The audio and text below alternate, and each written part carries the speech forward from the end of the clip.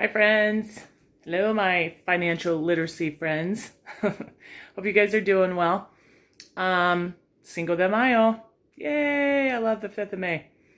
Hope you guys are having a good day. We are winding down. We have today and then we have 2 more Tuesdays left for financial literacy.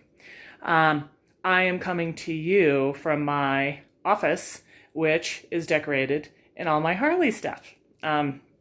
If you guys don't know, I'm a Harley rider. Been riding since 1998. Oof, it's a long time.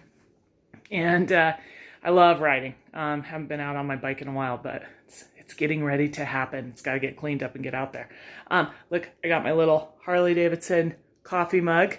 It's a big one. Carries a lot of coffee. Got my Harley shirt on, right? Motorcycles, very excited about it. And then this is my fun Harley room. You guys know me, I like to decorate all kinds of stuff. So all my little goodies up there. I got all my, look at that cross. It's got a motorcycle in the middle of it. So yeah, and then I got all kinds of stuff around. These are my favorite. Let me show you these.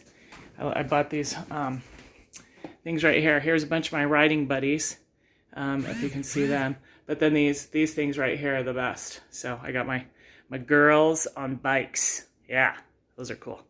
So anyway, financial literacy, very excited. We are finishing up. Today is our last day. Oh yeah, and Kinzig back there. I painted those. Kinzig. Okay. All right. Okay.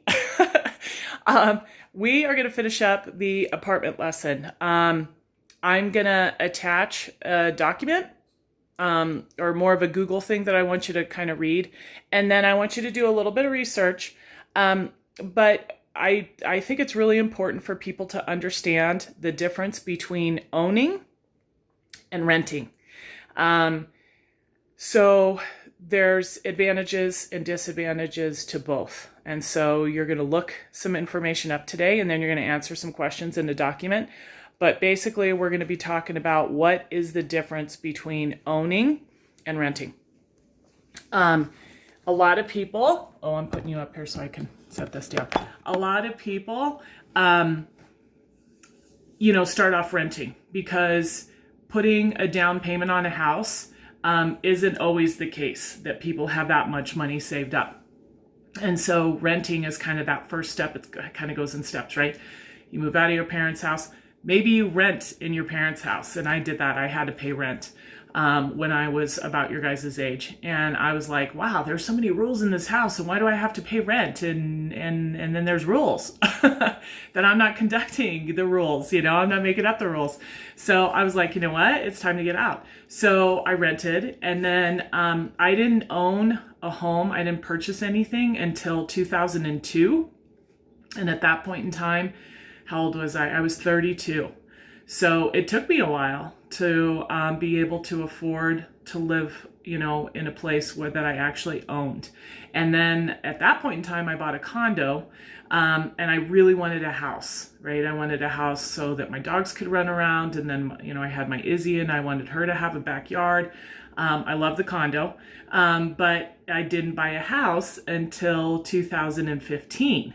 And so, it's quite a bit older. So you go in phases, and there's a lot of advantages to both things. There's things to do with taxes that are advantages, which are a big advantage.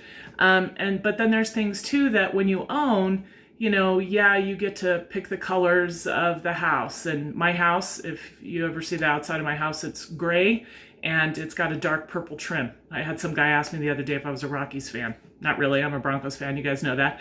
I like the Rockies, go Rockies, but I'm not a Rockies fan. I don't pay attention to baseball all that much. But I got to pick the colors of my house. When you rent, you don't get to do that. Sometimes you can't paint. Sometimes you can't hang things on walls depending upon who you're renting from. So there's a lot of advantages and disadvantages, and a lot of it boils down to money, and a lot of it boils down to desire. So I want you to sit down today, and you're going to kind of come up with a list. Look up a couple of things, watch CNN at 10, always important to see what's going on in the world. And then you're going to fill out this document, and we're going to finish things up with the whole apartment unit. So miss you guys a ton. Hope you're doing well. Happy Cinco de Mayo. Feliz Cinco de Mayo. And miss you guys. Hope you're doing well. Get out, wash your hands when you go somewhere. Every time Izzy and I come back in, we wash our hands. Things are starting to open back up again, so we're big on wearing a mask when we go into places. Big smiles always, right? Big smiles. And we'll see you soon. Okay, friends. Bye. Miss you.